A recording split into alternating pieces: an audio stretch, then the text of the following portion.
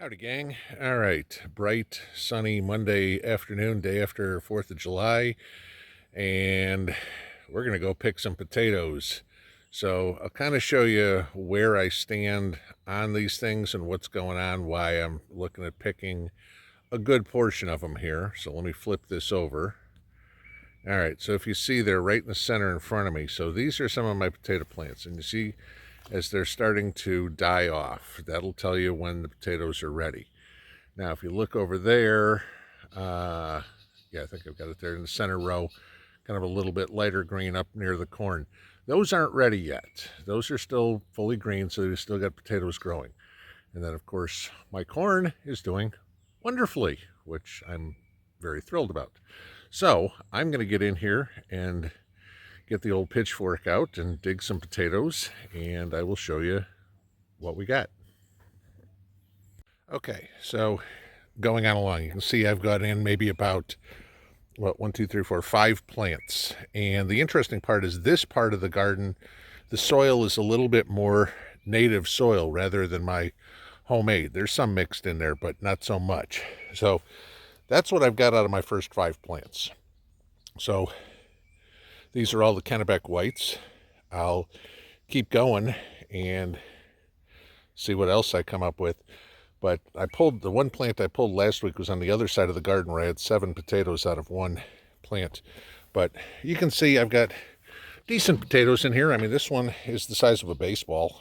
I mean, you know, there's it in my hand. You know, and then of course you've got all the tiny little marble potatoes, but those are great for making pot roast, which God knows we love around here.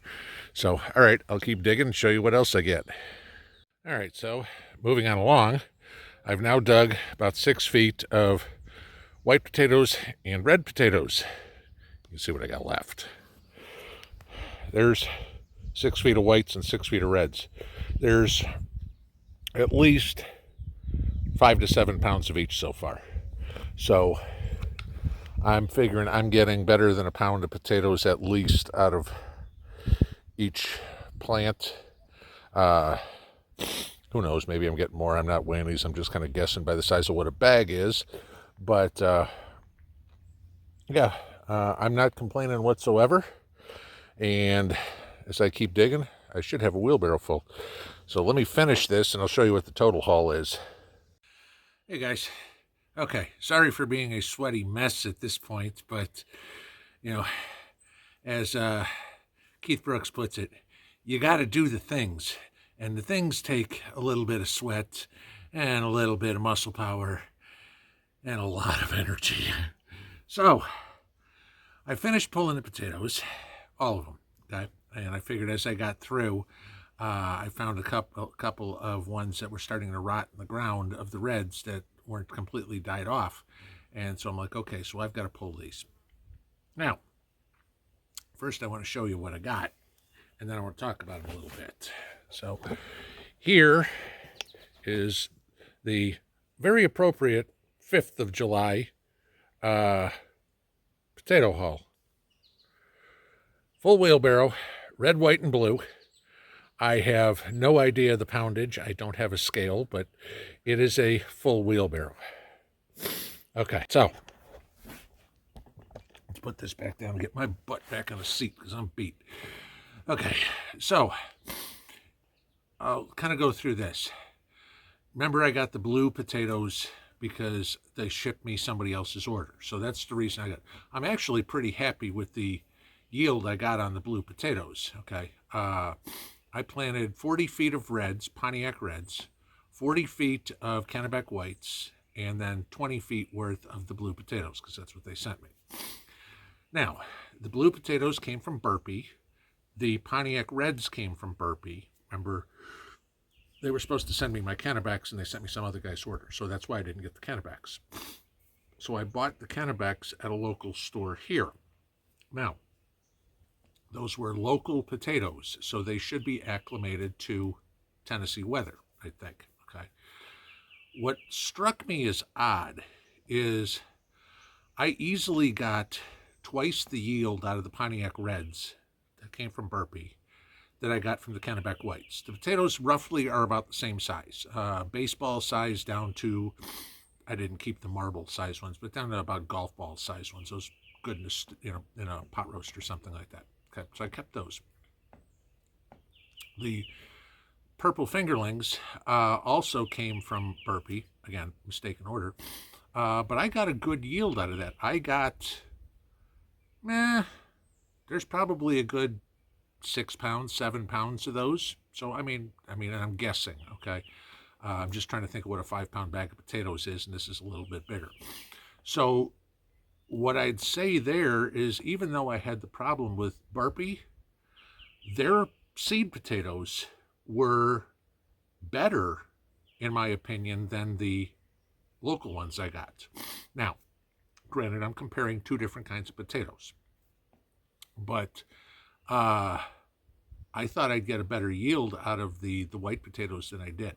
Not complaining, I'm going to grow them again, okay? The advantage that I have now is, obviously, I've got a whole bunch of seed potatoes, so I don't need to buy them again. Now, here's the catch, and give me a second.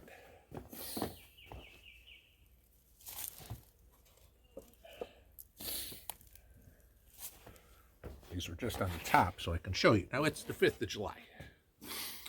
I just pulled these today. Now, mind you, I planted them, was it March, something like that? Maybe it was early April. So 90 days, thereabouts. Could I have left them in the ground longer? Absolutely. Okay. I don't care about state fair biggest potato deals. Okay. I'm a prepper. I'm growing for food. That's my point. Okay. I care less if they're pretty. I could care less if I'm going to win a blue ribbon for weight. I'm not going to. That's not my point. My point is to be able to feed myself and Mrs. P. Now, like I said, it's July 5th. This came out of the ground today. There's a couple of these potatoes that are chitting. Now, what does that tell me? I've got till my first frost date, which is about Halloween, typically. I've got July, August, September, October. I got 4 months. I got 120 days. Guess what I'm doing this week? I'm planting potatoes. That wheelbarrow there is probably enough. I'd say, if I had a guess, there's probably 100 pounds of potatoes in there. Okay, it's a lot less than I thought I was going to get. I thought I was going to get about 200. Okay, I'm not disappointed in 100 pounds of potatoes whatsoever. Okay, literally, you guys were with me when I planted them, and the only thing I've had to do was water them a couple of times, and that was it. And then I harvested them today. Not a whole lot of work, but there's a whole lot of food in this. Okay, I figure 100 pounds of potatoes is easily enough to last me and Mrs. P 6 months. If I can grow another 100 pounds of potatoes and harvest them, say, end of September or end of October, there's 200 pounds of potatoes. That's a year's worth of potatoes for us. Now, you go 200 pounds of potatoes, that's a lot of potatoes. Remember what I told you guys once before, or many times before, actually. The average person eats 2,000 pounds of food per year. If I have 200 pounds of potatoes, that's 5% of our yearly intake of food. So, start thinking about it. Oh my God, that's a lot of potatoes, a wheelbarrow full of potatoes. What are you going to do with a wheelbarrow full of potatoes? That's 2 people, guys, for 6 months, my guess. Okay. And we don't eat potatoes with every meal. Maybe sometimes we'll have mashed potatoes, or, these aren't baking potatoes, but, or stew, or make hash browns or something like that. But, we probably eat potatoes with a meal 4 times a week. That's, probably enough. We'll go through, me and Mrs. P, probably 10 pounds of potatoes every 2 weeks. It's probably about normal for a family, okay? That's 2.5 pounds of potatoes per person per week. Not exactly a lot. So you get the idea of what I'm talking about with growing potatoes. But real easy. Like I said, I grew a total of 100 row feet of potatoes. So however you want to break that down, do 10-foot rows or whatever it would be. But real easy to grow. I got a good yield. Nothing huge, okay? But then again, I'm not looking for huge. I'm looking, if I can get, let's put it this way, if I can get two harvests of potatoes this big, which is, this one's a little smaller than a baseball, okay? If I can get two harvests of those, I'm good on the starches and the calories that I need right there, okay? You know, and, you know, starch is something you certainly need, hence the reason we all save rice. Rice is great for dry storage, but you're going to get sick eating rice, and I'm not a big rice fan anyway. All right, you know, fried rice, okay, I can do that, but white rice, it's like, oh my God, if there's a more boring food in the world, give it, you know, tell me what it is than rice, okay?